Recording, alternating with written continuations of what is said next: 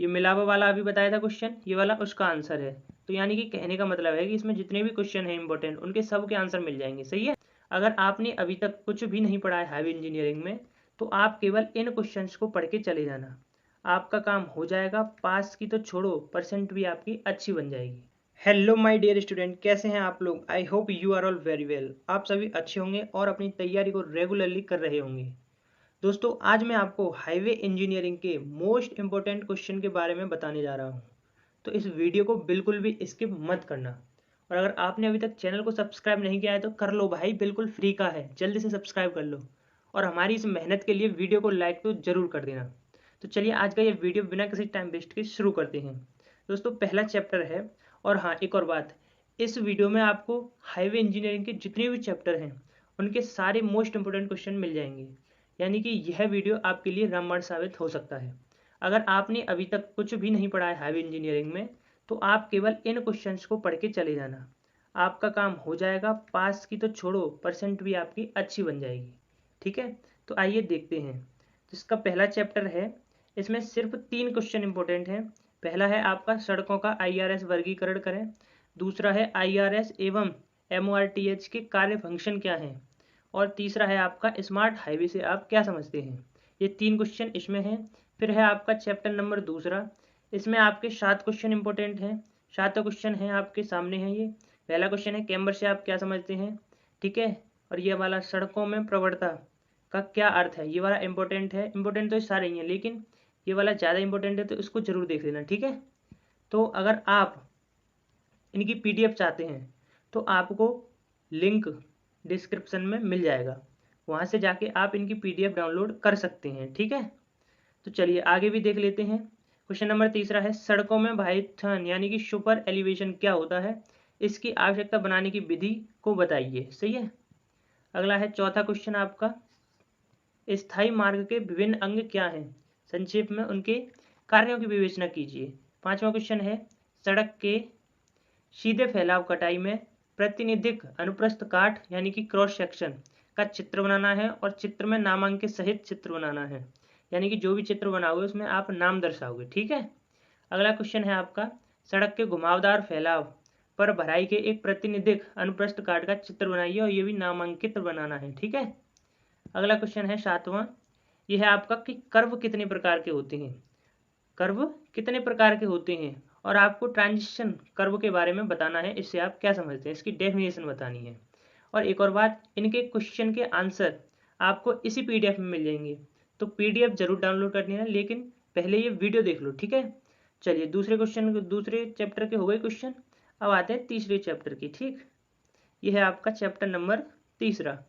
इसमें क्या है देखो, पहला ही क्वेश्चन जो है आपका ये वाला, सड़क परियोजना के मध्य किए जाने वाले सर्वेक्षण। ये क्वेश्चन आपका 2005, 2008 और 2016 2013 में पूछा गया है। तो आप खुद ही अंदाजा लगा सकते हैं कि यह कितना इंपॉर्टेंट है। ठीक है। तो ये आपको तैयार करना है। फिर उसके बाद में है ट्रैफिक, ये वाला टॉपिक ये तैयार करना है। फिर है ज्यामितीय मान, फिर है आर्थिक स्थिति, फिर है आपका पथ निर्धारण, फिर है इंजीनियरिंग सर्वेक्षण, फिर है वित्तीय अध्ययन, स्थलाकृति मानचित्र। ये मतलब सारे पढ़ लेना। ठीक है तुम लोग। आगे देखते हैं आगे कौन सा चैप्टर है। आगे है आपका चैप्टर नंबर 4। चैप्टर नंबर 4, इसका नाम क्या है, इसका नाम है आपका सड़क सामग्री। ठीक है। तो इसमें आपके इंपॉर्टेंट क्वेश्चन हैं। पहला है आपका कि CBR वैल्यू तथा उसकी महत्वता को समझाइए। CBR वैल्यू निकालने की किसी एक विधि का वर्णन कीजिए। अगर आप लोगों ने पढ़ा होगा CBR वैल्यू क्या होती है, तो वो निकालनी है आपको, और उसका फॉर्मूला भी बताना है। उसके बाद में आपका कि मिलावा एग्रीगेट्स क्या होते हैं, इनकी जांच करने के लिए किन परीक्षणों का उपयोग किया जाता है, किसी एक परीक्षण का वर्णन कीजिए। तीसरा क्वेश्चन है आपका विभिन्न प्रकार की सड़क सामग्री की सूची बनाओ और बंधक पदार्थ को समझाओ। चौथा क्वेश्चन है आपका सड़क निर्माण की दृष्टि से बिटुमिन तथा सड़क टॉर की तुलना कीजिए, इनको आपस में डिफरेंस बताना है। ठीक है। और देखो CBR वाला बताया था मैंने, इसका आंसर ये लिख रहा है, यानी कि आप पूरी PDF में ढूंढोगे तो आपको हर क्वेश्चन का आंसर मिलेगा। ठीक है। अगला चैप्टर देख लेते हैं। अगला चैप्टर कौन सा है, अब है चैप्टर नंबर 5। चैप्टर नंबर 5 है रोड कंस्ट्रक्शन, यानी कि सड़क पेमेंट प्रकार तथा निर्माण। इसका पहला क्वेश्चन है कि सुनम्य कुट्टिम यानी कि फ्लेक्सिबल पेवमेंट व दृढ़ कुट्टिम में अंतर स्पष्ट कीजिए, अंतर बताइए। दूसरा क्वेश्चन है कंक्रीट सड़कों के निर्माण में निहित विभिन्न संक्रियाओं को स्पष्ट कीजिए, यानी कि कंक्रीट सड़क बनाई जाती हैं, उनका निर्माण किया जाता है, तो उनमें कौन कौन से तत्व लगते हैं। क्वेश्चन नंबर तीसरा है हाईवे सबग्रेड के रूप में सोइल के कार्य बताइए। हाईवे सबग्रेड, ठीक है, इसके रूप में हमें मिट्टी के कार्य बताने हैं। अगला है चौथा क्वेश्चन है आपका फ्लेक्सिबल पेवमेंट में उपाधार यानी कि सब बेस जो होता है की आवश्यकता के उद्देश्य बताइए, क्या उद्देश्य है उसके। अगला क्वेश्चन है पांचवा क्वेश्चन है कि जलबद्ध मैकेडम सड़क यानी कि WBM रोड के निर्माण पर विस्तार से वर्णन कीजिए, ये क्या होता है ये बताना है, ठीक है। अगला क्वेश्चन है मृदा के स्थायीकरण यानी कि सोइल स्टेबलाइजेशन से आप क्या समझते हैं, इसकी मुख्य विधियों पर प्रकाश डालिए। तो ये क्वेश्चन आपको तैयार करने हैं, इनके भी आंसर आपको इधर देखो यहाँ पे मिल जाएंगे, ठीक है। ये अंतर हो गया, ये वाला पेमेंट में अंतर। अगला देखते हैं, अगला चैप्टर नंबर 6, ये रहा चैप्टर नंबर 6। इसका पहला क्वेश्चन है आपका कि असतः कटाई में यानी कि पार्टली इन कट तथा असतः भराई में यानी कि पार्टली इन फिलिंग प्रतिनिधिक पहाड़ी सड़क की प्रतिनिधिक अनुप्रस्थ काट का चित्र बनाइए तथा विवरण भी दीजिए। ये हो गया आपका पहला क्वेश्चन। और दूसरा क्वेश्चन है आपका कि भूस्खलन यानी कि लैंडस्लाइड के कारण बताने हैं, बचाव बताने हैं और नियंत्रण, इसको कैसे रोक सकते हैं हम, ठीक है, वो बताने हैं आपको। तो कहने का मतलब है कि चैप्टर नंबर 6 में सिर्फ 2 ही क्वेश्चन इंपॉर्टेंट हैं और बाकी अगर आप और पढ़ना चाहो तो आप पढ़ सकते हो। ऐसा नहीं है कि आपको सिर्फ ये 2 ही पढ़ने हैं, बाकी और पढ़ना चाहो तो पढ़ सकते हो और इनके आंसर आपको नीचे देखने को मिल जाएंगे, ठीक है। अगला देखते हैं, अगला है चैप्टर नंबर 7। चैप्टर नंबर 7 में है आपके, इसमें पहला क्वेश्चन है जलग्राही नाली और पार्श्व नाली में अंतर बताइए, ठीक है। और दूसरा क्वेश्चन है आपका कि जल निकास प्रणाली किसे कहती हैं और इनकी व्यवस्थाएं किस प्रकार की जाती हैं, वो लिखनी है। इनके भी आंसर आपको यहाँ नीचे देखने को मिल जाएंगे कि पार्श्व नाली क्या होती है और जलग्राही नाली क्या होती है। चलिए अब अगला चैप्टर देख लेते हैं, चैप्टर नंबर 8। कहाँ गया भाई चैप्टर नंबर 8, ये आ गया, ठीक है। इसमें 3 क्वेश्चन है। इसमें पहला क्वेश्चन है आपका कि सामान्य प्रकार की सड़क खराबियों की सूची बनाइए तथा प्रत्येक साड़ी के लिए उपचारात्मक उपाय बताइए, यह है पहला क्वेश्चन। दूसरा क्वेश्चन है आपका कि कंक्रीट सड़कों के अनुरक्षण पर एक टिप्पणी लिखिए। कंक्रीट जो सड़क होती हैं उनके अनुरक्षण पर एक टिप्पणी लिखनी है छोटी सी, ठीक है। फिर अगला क्वेश्चन है आपका कि सरफेस पेंटिंग के कार्यों के बारे में बताइए। अगला चैप्टर देख लेते हैं हम, चैप्टर नंबर 9। कहाँ गया भाई, ये आ गया चैप्टर नंबर 9। इसमें आपके 2 क्वेश्चन हैं। पहला है आपका सड़क निर्माण में प्रयोग होने वाली मुख्य उपकरणों के बारे में बताइए और दूसरा क्वेश्चन है कि ये टॉपिक दी हैं आपको 3, इन पर आपको टिप्पणी करनी है, ठीक है। अगला चैप्टर देखते हैं, चैप्टर नंबर 10। चैप्टर नंबर 10 है आपका एयरपोर्ट यानी कि विमानपत्तन। इसमें आपके 2 क्वेश्चन हैं। पहला है आपका एयरपोर्ट के मूल तत्व या हवाई अड्डों के आधार तत्व, इन दोनों में से अगर कोई भी आता है तो आपको एक ही आंसर लिखना है इनका, ठीक है। अगला क्वेश्चन है आपका दूसरा कि रनवे और टैक्सीवे की परिभाषा लिखिए, क्या होती है, रनवे क्या होता है और टैक्सीवे क्या होता है। तो इनके भी आंसर आपको इसी PDF में मिल जाएंगे, इसलिए PDF को जरूर डाउनलोड कर लेना। और अगर यहाँ ना मिले PDF तो टेलीग्राम का लिंक दे दूंगा, वहाँ पे आपको PDF मिल जाएगी। तो इस मेहनत के लिए वीडियो को एक लाइक जरूर कर देना। और हाँ, आगे भी सिविल इंजीनियरिंग 4th सेमेस्टर की, सिविल इंजीनियरिंग 4th सेमेस्टर, इनके मोस्ट इंपोर्टेंट क्वेश्चन आने वाले हैं सभी सब्जेक्ट के। तो इसलिए चैनल को जरूर सब्सक्राइब कर लेना और वीडियो को लाइक जरूर कर लेना, क्योंकि आपके लिए इतनी मेहनत की जा रही है तो आप एक लाइक नहीं कर सकते, जरूर करो। हेलो माय डियर स्टूडेंट, कैसे हैं आप लोग। I hope you are all very well. और आपकी तैयारी कैसी चल रही है कमेंट में एक बार बताना जरा। और पिछली जो वीडियो डाली थी मैंने आपको हाईवे इंजीनियरिंग से रिलेटेड, उसके इंपॉर्टेंट क्वेश्चन आप लोगों ने देख लिए हैं। अब आप लोगों की डिमांड है कि RCC स्ट्रक्चर के इंपॉर्टेंट क्वेश्चन लाइए, तो पेश है आपके सामने RCC स्ट्रक्चर के इंपॉर्टेंट फॉर्मूले। जी हाँ, इस वीडियो में हम WSM मेथड से, ये लिखा हुआ है आप देख सकते हैं ऊपर, WSM मेथड से ऑल बीम के फॉर्मूला देखने वाले हैं। फिर चाहे वह आपका सिंगली बीम हो, फिर चाहे वह आपका डबली रेनफोर्स बीम हो, फिर चाहे वह आपका T बीम हो, ठीक है। सबसे पहले देखेंगे हम WSM मेथड से इस इन सारे बीमों के इंपॉर्टेंट फॉर्मूले। ठीक है, तो वीडियो को ध्यान से देखना क्योंकि ये वीडियो आपके लिए बहुत ही ज्यादा इंपॉर्टेंट होने वाली है।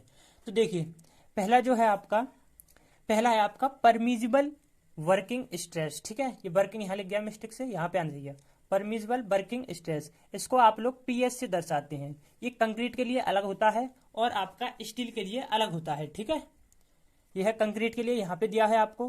क्या है कंक्रीट के लिए, आप देख सकते हैं कि कंक्रीट के लिए है ये आप कि पीएस की जो वैल्यू है वो है unlimited strength of concrete upon factor of safety.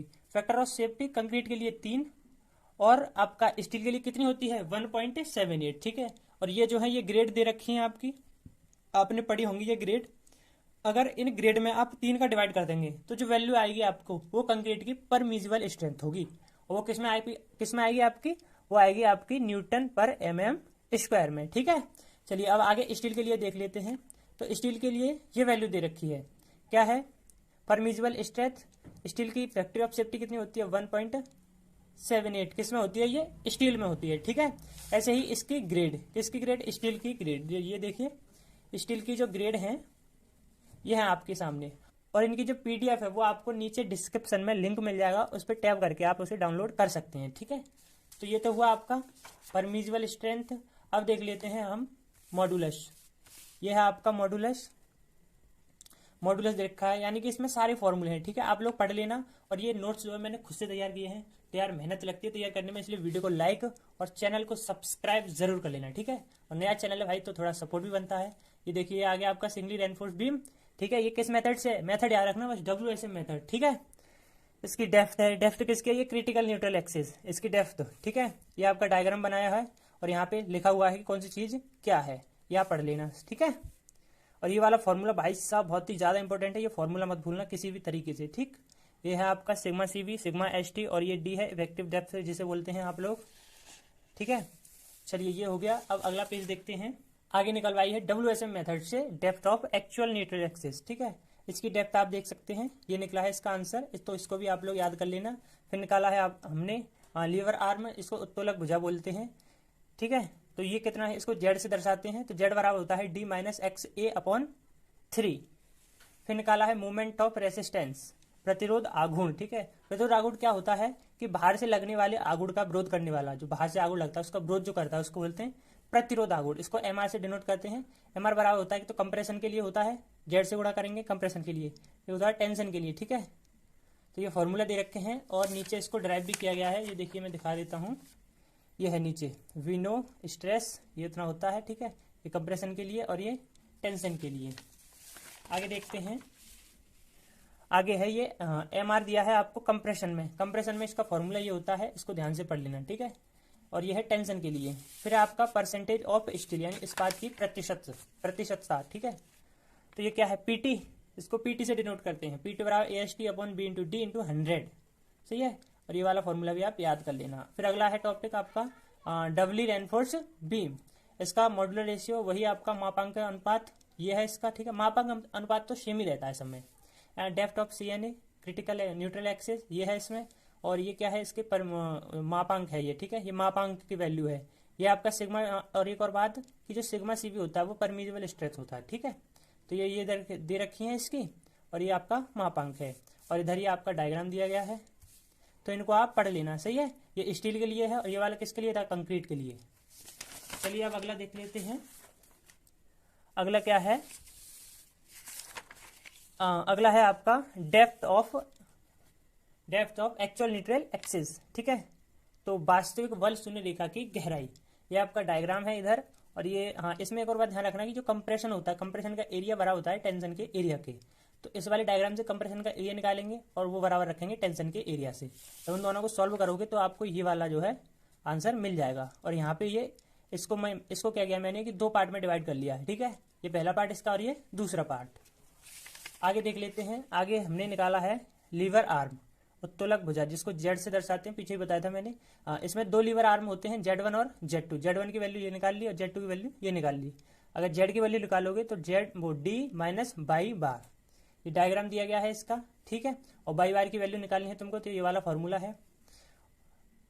और देखो इसमें बाई बार वाले में क्या है कि C1 C2 आ रहा है, तो C1 C2 निकालने के लिए भी कोई ना कोई फॉर्मूला चाहिए। तो इसके लिए हम लोग क्या करेंगे, इस वाले फॉर्मूले का यूज करेंगे। सही है, इधर ये डायग्राम दे रखा है। चलिए अब आगे देख लेते हैं WSM मेथड से और क्या क्या निकाला है हमने।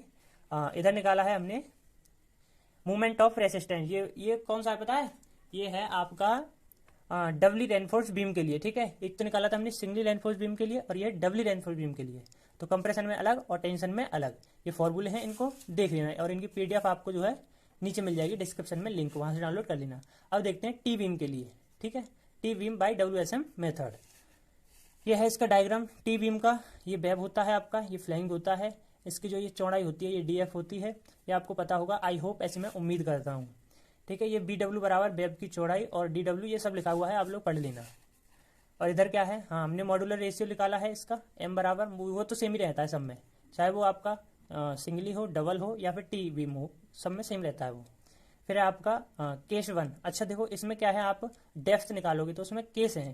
केस 1 में क्या होगा कि जो फ्लेंज है आपका ये वाला, ये किस में होगा, ये न्यूट्रल एक्सिस में होगा। तब केस 1 में डेप्थ ऑफ ANA इधर है, देखो। तो केस 1 में क्या है, ये टी बीम है। ठीक है, यहाँ से आपको ये वाला फॉर्मूला मिल जाएगा और ये क्या लिखा है कि प्रत्येक क्वेश्चन में न्यूट्रल एक्सिस को फ्लेंज में स्थित मानेंगे। अगर उसने क्वेश्चन में नहीं बोला है तो आप जो है न्यूट्रल एक्सिस जो है उसको फ्लेंज में ही मानेंगे। ठीक है, इसके बाद लीवर आर्म निकालेंगे तो Z बराबर इतना निकल आएगा। उसके बाद मूवमेंट ऑफ रेसिस्टेंस निकालेंगे, कंप्रेशन के लिए अलग और टेंशन के लिए अलग। तो ये आपका खत्म हो जाएगा। ठीक है, यहाँ पे यानी कि WSM मेथड से आपने जो है सारे फॉर्मूले देख लिए। इसका PDF आपको नीचे मिल जाएगा।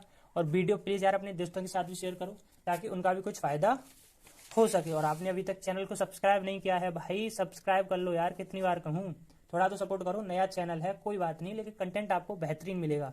आप 5th सेमेस्टर में आएंगे तब भी आपको बेहतरीन पढ़ाया जाएगा, लेकिन बस आपका सपोर्ट चाहिए। ठीक है, तो मिलते हैं नेक्स्ट वीडियो में LSM मेथड के साथ। तो तैयार रहना, चैनल को सब्सक्राइब जरूर कर लेना। ठीक है, मैंने आपको इसमें 11 वन वर्ड सब्स्टिट्यूशन दिए गए हैं और इनमें 11 में से आपके पक्के 2-3 तो जैसे A और N ये है प्रीफिक्स हैं। इसे देखो फॉर्मेट ये होता है, पहले तो आपको ये वाली लाइन ड्रॉ करनी है। ठीक है, उसके बाद ऊपर लिखोगे मेमोरेंडम, उसके बाद में ये क्या है, मेमो संख्या। उन सभी व्यक्तियों के समूह को लेटर लिखा जाता है। ठीक है, एक ही लेटर उन सभी व्यक्तियों के लिए।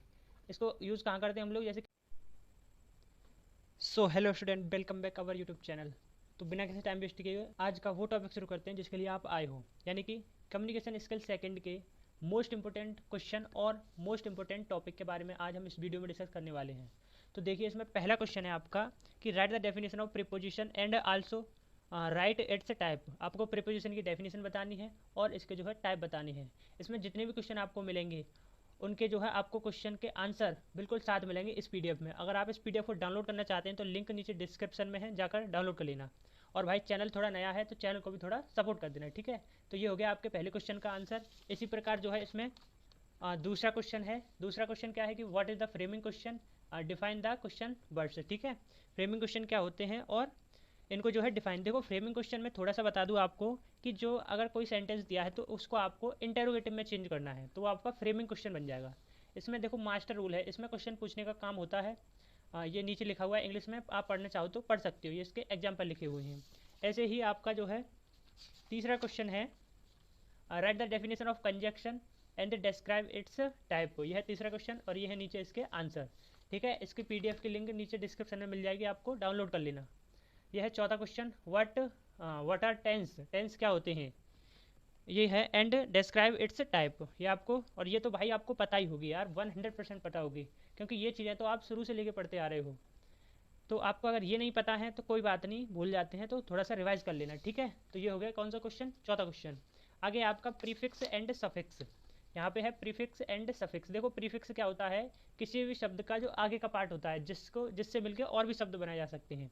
जैसे A और N ये है प्रीफिक्स हैं। इसे देखो एडमिट में A बन रहा है, एडजस्ट में A आ रहा है आगे, और ये एक्स में A आ रहा है, आंट में AN आ रहा है। तो ठीक है, ये क्या है, प्रीफिक्स हैं। ऐसे ही extra, extraordinary, extra small, ऐसे करके। ठीक है, और सफिक्स में क्या होता है, देखो प्रीफिक्स में तो आगे का और सफिक्स में क्या है, पीछे का। पीछे का जैसे ION, किसी शब्द के पीछे अगर ION आ रहा है तो वो सफिक्स हो जाएगा। ठीक है, जैसे ट्यूशन, ऑप्शन, डिसीजन। ठीक है, मेंट हो या ER हो, ये है आपका प्रीफिक्स एंड सफिक्स। आगे कौन सा question number 6, important one word substitution. मैंने आपको इसमें 11 वन वर्ड सब्स्टिट्यूशन दिए गए हैं और इनमें 11 में से आपके पक्के 2-3 तो पक्के फंसेंगे। ठीक है, तो इनको पक्का कर लेना। सही है, ठीक है। अगला क्वेश्चन देखते हैं। अगला क्वेश्चन है अनसीन पैसेज। अनसीन पैसेज में क्या करना है आपको कि इसको जो है आपको पेपर में ही सबसे पहले क्वेश्चन को पढ़ो, क्वेश्चन पढ़ने के बाद में पैसेज को 2 से 3 बार ध्यान से पढ़ना, तो आपका वो जो है हल हो जाएगा, ठीक है। फिर आपका क्वेश्चन नंबर 8, ये क्या है, करेस्पॉन्डेंस यानी कि पत्र लेखन, इसको लेटर राइटिंग भी कहते हैं। आपको पढ़ा है, आपको पता है या आपने पढ़ा होगा कि लेटर राइटिंग 2 प्रकार की होती है, एक तो फॉर्मल लेटर और एक इनफॉर्मल लेटर। तो फॉर्मल लेटर क्या होता है, फॉर्मल लेटर होता है एक ऐसा लेटर जिसको आप लोग जो है अननोन पर्सन को लिखते हो या फिर किसी अपने बड़े अधिकारी को लिखते हो, जैसे प्रिंसिपल को लिखते हो या किसी ऑफिस वगैरह के लिए लिखते हो, तो वो होता है फॉर्मल लेटर। और इनफॉर्मल लेटर क्या होता है, जिसको आप अपने रिलेटिव के लिए लिखते हो, रिलेटिव जैसे फ्रेंड हो गया, आपके फादर हो गए, और भी आप जिन्हें जानते हो उनके लिए लिखते हो, ठीक है। तो ये होता है इसका फॉर्मेट लेटर लिखने का। सबसे पहले तो आपको ये जो है लाइन, ये दिख रही है आपको, ये वाली लाइन, ये पहले ड्रॉ करनी है, ये पहले, ठीक है। उसके बाद में आपको इसके अंदर ही जो आपको ये वाला पार्ट दिख रहा है, इसको बोलते हैं हम मार्जिन, ठीक है। और ये अंदर का जो पार्ट है, इसको बोला जाता है आपका टेक्स्ट एरिया, ठीक है। इसको क्या हो जाएगा, टेक्स्ट एरिया। इसका जो फॉर्मेट क्या है, सबसे पहले सेंडर का एड्रेस लिखा जाएगा इस साइड में, फिर डेट लिखी जाएगी, फिर रिसीवर का नेम एंड एड्रेस लिखा जाएगा, फिर नीचे टू लिखा जाएगा, ठीक है, किसके लिए लिख रहे हैं। फिर उसके बाद में सब्जेक्ट, फिर सर या मैडम, देन उसके बाद में आप अपने जो भी कहना चाहते हैं वो इधर लिख सकते हो, और नीचे योर सिंसियरली, फिर नेम XYZ, आपका जो भी नाम है। ये इनफॉर्मल लेटर बता दिया था मैंने, जो रिलेटिव के लिए लिखा जाता है, ठीक है। इसका जो है फॉर्मेट ये है, सेंटर का एड्रेस, डेट और डियर या डियर फादर, डियर फ्रेंड, जो भी आप लिखना चाहो, ये फॉर्मेट है। नीचे आप योर फेथफुली और ऐसा करके, ठीक है। आउटलाइन ये देख लेना आप लोग, ये वाली लाइन तो सब में बनानी है। ये क्या है, इंपॉर्टेंट क्वेश्चन। देखो लेटर 2 के लिए देख लेना आप लोग, पहला तो एडिटर से संबंधित देख लेना और दूसरा कंप्लेंट से संबंधित। एडिटर से और कंप्लेंट से, इस पर बहुत ज़्यादा क्वेश्चन पूछे जाते हैं। अगला क्वेश्चन है आपका मेमोरेंडम। मेमोरेंडम क्या होता है कि इसमें डियर, सर जैसे शब्दों का प्रयोग नहीं होता है, इसमें एकदम सटीक जानकारी लिखी जाती है और यह संक्षेप में लिखा जाता है, ठीक है। यह हायर अथॉरिटी द्वारा लिखा जाता है, किसी बड़े व्यक्ति द्वारा लिखा जाता है मेमोरेंडम, ठीक है। ये क्या है, ये इंग्लिश में लिखा हुआ है, नीचे पढ़ लेना। फॉर्मेट क्या होता है इसका भैया, फॉर्मेट ये होता है, पहले तो आपको ये वाली लाइन ड्रॉ करनी है, ठीक है। उसके बाद ऊपर लिखोगे मेमोरेंडम, उसके बाद में ये क्या है, मेमो संख्या। अगर आप जानते हैं इसको तो कोई बात नहीं, और अगर नहीं जानते हैं तब भी कोई बात नहीं, ठीक है। यहाँ पे टू के बाद में यहाँ पे क्या लिखोगे आप लोग, जिसके लिए भेज रहे हो, ठीक है। उसके बाद में फ्रॉम, जहाँ से भेज रहे हो, डेट डालनी है, सब्जेक्ट, देन उसके बाद में अपनी जो भी बात लिखनी है वो यहाँ पे, और फिर उसके बाद में अपने सिग्नेचर, ठीक है। अगला देखते हैं हम लोग, अगला है आपका सर्कुलर लेटर। ये क्या होता है, ये अनेक व्यक्तियों को प्रेषित करने के लिए एक पत्र, सूचना या विज्ञापन होता है, ठीक है। इस लेटर से हम लोग क्या करते हैं कि अनेक व्यक्तियों के ग्रुप को या समूह को एक तरीके से उन सभी व्यक्तियों के समूह को लेटर लिखा जाता है, ठीक है। एक ही लेटर उन सभी व्यक्तियों के लिए। इसको यूज़ कहाँ करते हैं हम लोग, जैसे किसी को इन्विटेशन देना है, ठीक है ना, तो वहाँ पे इसका यूज़ कर सकते हैं। इसका फॉर्मेट क्या होता है, फॉर्मेट देख लो, यहाँ पे लिखोगे टू बी सर्कुलेट, यानी सर्कुलेट से संबंधित। उसके बाद में आप लोग लिखोगे डेट, ठीक है। फिर उसके बाद में सब्जेक्ट, देन टू, कहाँ पे भेज रहे हो, और वहाँ पे क्या है, यहाँ अपनी जो भी बात लिखनी है वो लिखो, और योर सिंसियरली नेम XYZ, ठीक है। तो आज की वीडियो में बस इतना ही। अगर आपको लगती है कि मेहनत की जा रही है आपके लिए, तो सिर्फ वीडियो को लाइक कर देना और चैनल को जरूर सब्सक्राइब कर लेना। मिलता हूँ मैं आपसे नेक्स्ट वीडियो में इंपॉर्टेंट क्वेश्चन के साथ। तो सबसे पहले तो ये जान लो कि आपको इसकी PDF कहाँ पे मिलेगी, क्योंकि टेलीग्राम पे टेक्निकली प्रॉब्लम है, इसलिए वहाँ पे PDF अपलोड नहीं हो रही है। तो देखो इसकी PDF के लिए आपको इसी वीडियो में एक कोड मिलेगा। कोड कैसा, जैसे 4 वर्ड का कोड होगा, 4 डिजिट का, कुछ भी हो सकता है, 2146 या 2361, कुछ भी कोड हो सकता है, ठीक है। तो उसका स्क्रीनशॉट लेकर आपको मुझे व्हाट्सअप नंबर पे सेंड करना है, सही है। और व्हाट्सअप नंबर आपको उसी कोड के नीचे मिल जाएगा। तो समझ में आ गया ना, PDF इस वाली वीडियो की कहाँ पे मिलेगी, ठीक है। तो भाई ये सारे क्वेश्चन मैंने पूरी रात बैठ के बनाए हैं, तो इसलिए मेरी मेहनत के लिए, सिर्फ मेरी मेहनत के लिए वीडियो को तो लाइक करना ही है, लेकिन एक बार प्लीज़ यार अपने दोस्तों को ज़रूर शेयर कर देना, ठीक है, ताकि उनको भी कुछ फ़ायदा हो सके। चलिए, तो आज हम जानने वाले हैं इरिगेशन इंजीनियरिंग के मोस्ट इंपॉर्टेंट क्वेश्चन, जो कि आपके लिए बहुत ही ज़्यादा यूजफुल होने वाले हैं, और यहाँ पर हम चैप्टर वाइज देखेंगे। तो पहला चैप्टर है आपका, इसका पहला क्वेश्चन है कि सिंचाई की परिभाषा लिखो, यह कितने प्रकार की होती है, इसकी आवश्यकता, इससे होने वाले लाभ या हानि, और इसके गुण व दोष को समझाइए, ठीक है। तो यहाँ पे आपको पूरा जो है इसका आंसर भी दिया गया है, और आपको इस PDF में क्वेश्चन तो मिलेगा ही, लेकिन उसके साथ में आंसर भी मिलेगा, ठीक है। तो वीडियो बहुत ही ज़्यादा इंपॉर्टेंट होने वाली है, इसके स्किप तो बिल्कुल मत करना। और कोड का विशेष ध्यान रखना, अगर आपको PDF चाहिए तो, अगर आपने वो स्क्रीनशॉट सेंड नहीं किया तो PDF अगर आपको नहीं मिली तो मुझसे मत कहना, ठीक है। तो इसलिए स्क्रीनशॉट जरूर शेयर कर देना मेरे पास। देखिए, तो ये इसका आंसर है पहले वाले क्वेश्चन का, और नीचे मैंने कुछ बातें लिखी हुई हैं। क्या है कि आपको पेपर में अपने आप से बनाकर भी लिखना है। इसमें मैंने सिर्फ इम्पोर्टेंट टॉपिक ही बताए हैं, इम्पोर्टेंट चीज़ ही लिखी है। आपको जो भी राम ऐड होती है बाहर की वो पेपर में अपने आप बनाकर लिखनी है, सही है। देखो अब दूसरा चैप्टर देख लेते हैं हम। दूसरा चैप्टर है जल विज्ञान। इसका पहला क्वेश्चन है कि अपवाह किसे कहते हैं, इसको प्रभावित करने वाले कारक, ठीक है। पहला क्वेश्चन ये हो गया और इसका आंसर नीचे दिया गया है। इसी प्रकार इसमें जो है दूसरा क्वेश्चन ये वाला है, वर्षामापी किसे कहते हैं और इसका आंसर। ये जितने भी क्वेश्चन हैं आपको ये सारे बहुत ही ज़्यादा इंपॉर्टेंट हैं, पूरी रात बैठ के बनाए हैं, तो इसलिए मेरी मेहनत के लिए वीडियो को लाइक जरूर कर देना, ठीक है। आगे देखिए, ये है क्वेश्चन नंबर तीसरा, जलीय चक्र वेग चढ़ाव धारामापी को समझाइए। इसमें डायग्राम भी दिया गया है आपका, ताकि आपको समझने में आसानी हो, सही है। ये देखिए, ये है इसका आंसर और यहाँ पर भी नोट करके मैंने लिख दिया है, पढ़ लेना। आगे है आपका चैप्टर नंबर 3, फसलों की मांग। इसका पहला क्वेश्चन ये ड्यूटी डेल्टा आधार काल ये क्या होता है, ये सारे क्वेश्चन इंपॉर्टेंट है और इसका आंसर जो है नीचे है। ये फिर क्वेश्चन नंबर दूसरा, सिंचित क्षेत्रफल क्या होता है, फ्लेवर सिंचाई, कोर सिंचाई, मोंगा गुणांक, सारे आपके बहुत ही ज़्यादा इंपॉर्टेंट क्वेश्चन है। इनको तो स्किप मत करना भाई, कुछ भी स्किप कर देना, लेकिन इनको मत भूलना पढ़ना, इनको तो जरूर पढ़ना। चौथा चैप्टर है आपका, इसमें क्वेश्चन नंबर पहला, उद्वहन सिंचाई यानी लिफ्ट इरीगेशन से आप क्या समझते हैं। ये तो बहुत ही ज़्यादा इंपॉर्टेंट है, इसलिए इसको तो बिल्कुल स्किप मत करना। ये नीचे इसका आंसर है, सही है। क्वेश्चन नंबर दूसरा है, रहट पर टिप्पणी लिखिए। जो गांव से हैं उनको तो पता होगा कि रहट क्या होती है।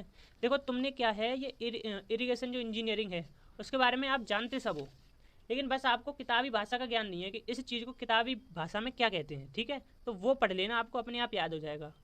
चैप्टर नंबर 5 है फ्लो इंजीनियरिंग। इसका क्वेश्चन नंबर पहला है, लेसी का साहब यानी सिल्ट के सिद्धांत के बारे में बताइए। ये क्वेश्चन है इसका और नीचे ये है इसका आंसर। इसी प्रकार दूसरा क्वेश्चन है, उसका आंसर नीचे है। फिर तीसरा क्वेश्चन और चौथा क्वेश्चन तो भाई साहब बहुत ही ज़्यादा इंपॉर्टेंट है, इसको मत भूलना बस, ठीक है। इंपॉर्टेंट तो सारे ही हैं, ऐसे सोचो कि ये वाला बता दिया तो ये वाला पढ़ लें, सब इंपॉर्टेंट है, वेरी मोस्ट इंपॉर्टेंट है सारे, ये उसके आंसर हैं, ठीक है। फिर उसके बाद में चैप्टर नंबर 6, नहर शीर्ष कार्य क्या है। चैप्टर नंबर 6 है, इसका नाम है ये, ठीक। क्वेश्चन नंबर 1 है, इसमें वीर तथा वैराज में अंतर बताइए। कि जो आंसर क्वेश्चन नंबर 2 है इसका आंसर ये वाला, ठीक है। ये अपने आप करना है तुमको, कर तो मैं भी देता लेकिन कुछ तो करो तुम भी यार, थोड़ा बहुत तो अपने आप भी कर लिया करो। चैप्टर नंबर 7 है, कौन सा है ये, नियामक कार्य, ठीक है। इसका क्वेश्चन नंबर 1 दे रखा है, पढ़ लेना। क्वेश्चन नंबर 2 भी है और इसके बाद में क्या है, चैप्टर नंबर 8 है, ठीक है। ये कौन सा था, चैप्टर नंबर 7 था। अब इसके बाद चैप्टर नंबर 8, किसी नहर शीर्ष तंत्र के कार्य तथा उसके घटक के बारे में बताइए। ये जो है, ठीक है, ये इसका आंसर है। नीचे क्वेश्चन नंबर 2 है, मछली सीढ़ी क्या होती है। सुना है कभी मछली सीढ़ी भाई, कमेंट में बताना। मछली सीढ़ी का नाम सुना है कि पहली बार सुन रहे हो। क्वेश्चन नंबर 3, पारगामी जल निकास निर्माण कार्यों की आवश्यकता क्यों है, विवेचना कीजिए। इसका भी आंसर, और ये आंसर जो है आप बहुत ही सरल भाषा में लिखे हुए हैं, बहुत ही सरल भाषा में, आप इनको ईजिली पढ़ सकते हो। चैप्टर नंबर 9, डैम यानी कि बांध। बांध का पहला क्वेश्चन वेरी मोस्ट इंपॉर्टेंट, इसका डायग्राम ये वाला है, ठीक है। उसके बाद में बांध का दूसरा क्वेश्चन, पारगामी जल निकास निर्माण कार्यों की आवश्यकता क्यों है, विवेचना कीजिए। ये वाला चैप्टर यहाँ आपका फिनिश होता है। अगला है, कौन सा है, अच्छा जी ये कौन सा था भाई साहब, अच्छा ये उसी का है, ठीक है। ये बांध वाले क्वेश्चन है। क्वेश्चन नंबर 3 है, ये दूसरा मिस्टेक से हो गया है। मृदा बांध पर संक्षिप्त टिप्पणी लिखिए। मृदा बांध क्या होता है, ये बिल्कुल इजी लैंग्वेज में लिखा हुआ है। देन उसके बाद में है प्रपात क्या होता है, नहरों में प्रपात क्यों बनाए जाते हैं, संक्षिप्त विवरण दीजिए। उसका आंसर नीचे है। देन लास्ट क्वेश्चन, उत्प्लव यानी कि स्पिल वे मार्ग से आप क्या समझते हैं, वो बताना है, ठीक है। और यहाँ पे इस प्रकार चैप्टर नंबर 9 खत्म होता है। आगे है चैप्टर नंबर 10। तो चैप्टर नंबर 10 में आप देख सकते हैं कि पहला क्वेश्चन दे रखा है, जल लग्नता क्या होती है, वाटर लॉन्गिंग। उसके बाद इसके कारण, उसके प्रभाव, इसकी रोकथाम के उपाय, ठीक है। ये देखो शॉर्ट में लिख रखे हैं मैंने, लेकिन तुमको एग्जाम में बहुत ही बड़ी बड़ी करके लिखनी है, ठीक है। फिर है जल सेतु की परिभाषा लिखो। जल सेतु की डेफिनेशन लिख दिया मैंने इसमें। चैप्टर नंबर 11 है, भारत की बड़ी सिंचाई परियोजना। भारत की किन्हीं 4, पहला क्वेश्चन है, भारत की किन्हीं 4 बृहद सिंचाई परियोजना के नाम बताइए, उनमें से किसी एक पर संक्षिप्त टिप्पणी लिखिए। देखो 4 परियोजनाएं तो ये हैं, अब एक संक्षिप्त टिप्पणी आपको मैं बता दूं कि इसके ऊपर लिख लेना अपने आप से, ठीक है। उसके बाद में देखो चैप्टर नंबर 12, भौम जल पुनर्भरण। क्वेश्चन नंबर 1 इसका, इसमें एक क्वेश्चन इंपॉर्टेंट, इसको पढ़ लेना, ठीक है। ये तो मैंने इसकी डेफिनेशन लिखी है, आप लोग थोड़ा और बड़ा चढ़ा के लिख देना। तो इस प्रकार आपका इरिगेशन इंजीनियरिंग के भी मोस्ट इंपॉर्टेंट क्वेश्चन पूरे हो चुके हैं, ठीक है भाई। सबसे पहले तो चैनल को सब्सक्राइब कर लो, ताकि अगली आने वाली वीडियो की नोटिफिकेशन आपको सबसे पहले मिले। और इसकी PDF आपको कहाँ मिलेगी पता है? इसकी PDF आपको इसमें आपको कोड मिलेगा वीडियो में।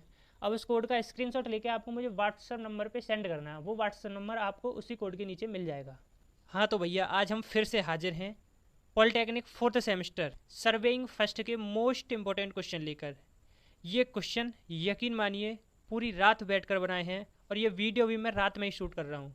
तो इसलिए मेरी इस मेहनत के लिए वीडियो को लाइक तो करना ही है, लेकिन एक बार इस वीडियो को अपने दोस्तों के साथ ज़रूर शेयर कर देना, ठीक है? तो आइए देखते हैं chapter wise question, important question और इनके आंसर। तो देखिए यहाँ पर पहला क्वेश्चन है कि सर्वेइंग के क्या उद्देश्य हैं, रेखीय माप और कोणीय माप से आप क्या समझते हैं।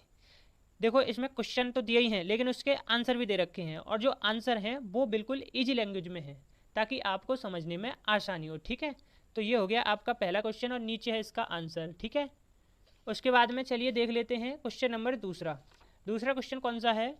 दूसरा क्वेश्चन कह रहा है कि प्लान तथा जियोडेटिक सर्वेक्षण में अंतर, यानी कि समतल सर्वेक्षण और भूपृष्ठीय सर्वेक्षण क्या होते हैं, इनमें अंतर बताना है, ठीक है?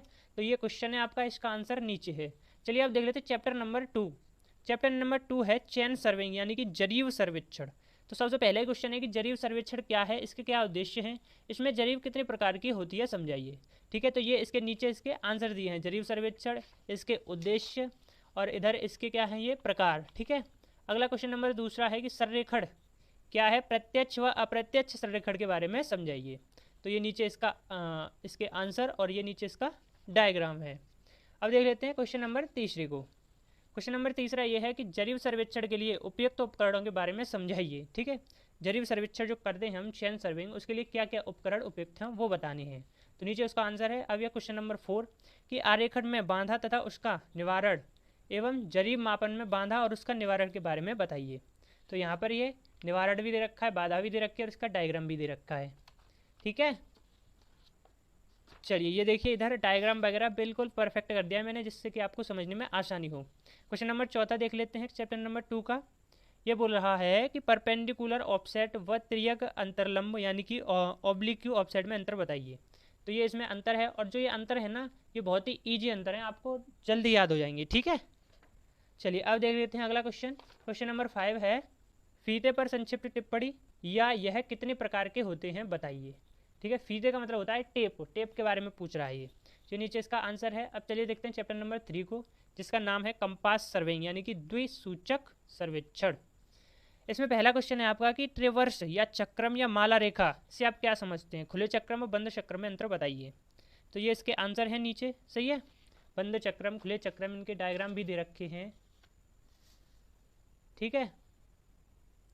अगला क्वेश्चन है आपका क्वेश्चन नंबर दूसरा कि चुंबकीय नति तथा चुंबकीय द्विघात पदों की संक्षेप में व्याख्या कीजिए। ये आपको बताना है कि ये क्या होते हैं, ठीक है? इनका आंसर नीचे दिया गया है। अगला देखते हैं क्वेश्चन नंबर तीसरा कि द्विसूचक क्या होते हैं, सर्वेक्षण द्विसूचक व प्रिज्मी द्विसूचक की तुलना कीजिए। ये इसका आंसर नीचे है। चलिए अब देख लेते हैं क्वेश्चन नंबर अगले को। अगला क्वेश्चन है कि सर्वेक्षण द्विसूचक तथा प्रिज्मी द्विसूचक में अंतर बताइए। ये आपको मैंने 3 अंतर दिए हैं और ये तीनों अंतर बहुत ही ईजी हैं, आपको थोड़ी देर में याद हो जाएंगे। क्वेश्चन नंबर चौथा है कि द्विमान सर्वेक्षण कार्य हेतु पूर्णवृत्त द्विमान प्रणाली यानी कि WCB तथा चतुर्थांश द्विमान प्रणाली यानी कि RB में अंतर बताइए। तो ये भी अंतर काफ़ी ईजी हैं, आपको ईजिली याद हो जाएंगे। चलिए अब देख लेते हैं अगला क्वेश्चन को। क्वेश्चन नंबर 7वां है, क्या है क्वेश्चन नंबर 7 कि किसी प्रिज्मेटिक कंपास के समायोजन पर टिप्पणी लिखिए। लिखो भैया टिप्पणी लिख दी है मैंने, तुम याद कर लेना इसको, बहुत ही इजी लिखी है जिससे कि तुमको आसानी से याद हो जाए। अब देखते हैं चैप्टर नंबर 4। चैप्टर नंबर 4 कौन सा है, लेवलिंग यानी कि तल मापन या तलीक्षण। पहला क्वेश्चन है इसमें कि डंपी लेवल के अस्थायी समायोजन के लिए स्थापन तथा समीकरण कार्य को संक्षेप में लिखिए। ये डंपी लेवल क्या होता है उसके बारे में पूरी जानकारी दी गई है, ठीक है? दूसरा है क्वेश्चन तलीक्षण यानी लेवलिंग से आप क्या समझते हैं, fly levelling and profile levelling पर टिप्पणी लिखिए। ये इसके नीचे आंसर है इसका। देन इसके बाद में आपका इधर फ्लाई लेवलिंग है, ये है, और प्रोफाइल लेवलिंग है। क्वेश्चन नंबर तीसरा है कि HI यानी कि हाइट ऑफ इंस्ट्रूमेंट मेथड और R यानी कि इसको बोलते हैं RL यानी कि राइज फॉल मेथड, इन दोनों में क्या डिफरेंस है वो बताना है, सही है? इसका आंसर नीचे है, इसको भी पढ़ लेना। क्वेश्चन नंबर चौथा है कि प्रत्यक्ष तलीक्षण समतल क्या है इसके बारे में बताइए। ठीक है, तो ये भी इसका आंसर नीचे पढ़ सकते हो आप। फिर क्वेश्चन नंबर 5 कि तलछट में त्रुटियों के कौन कौन से स्रोत होते हैं, इसका आंसर नीचे दिया गया है। ठीक है, एंड इसका लास्ट क्वेश्चन है हमारा कि लेवलिंग स्टाफ क्या होता है, इसके प्रकार समझाइए। तो लेवलिंग स्टाफ देख लो भाई, इसका आंसर नीचे दिया गया है और यहाँ पर आपका चैप्टर नंबर 4 फिनिश होता है। अब यहाँ आपका रहेगा कि चैप्टर नंबर 5। चैप्टर नंबर 5 के इम्पोर्टेंट क्वेश्चन अभी मैंने नहीं बनाए हैं। अगर आपको चाहिए तो नीचे कमेंट में क्या करनी है, तुमको कमेंट में आपको बताना है कि हाँ हमें चाहिए। अगर नहीं चाहिए तो कोई बात नहीं यार, इस वीडियो को लाइक करो, शेयर करो और चैनल को सब्सक्राइब नहीं किया है ना भाई, सबसे पहले तो चैनल को सब्सक्राइब कर लो ताकि अगली आने वाली वीडियो की नोटिफिकेशन आपको सबसे पहले मिले। ठीक है, तो सब्सक्राइब जरूर कर लेना और टेलीग्राम ग्रुप में ज्वाइन हो नहीं हो, टेलीग्राम चैनल को भी ज्वाइन कर लो ताकि वहाँ पे आपको PDF मिल सके।